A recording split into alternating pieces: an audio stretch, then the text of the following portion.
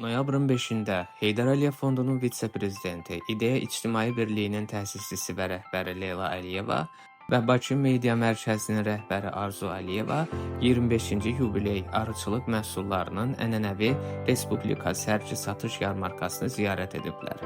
Ziyarət zamanı Leyla Əliyeva və Arzu Əliyeva stendlərə baxış keçirib, arıçıların təqdim etdikləri müxtəlif növ bal və arıçılıq məhsulları ilə maraqlanıb, istehsal prosesi keyfiyyət göstəriciləri barədə məlumat alıblar.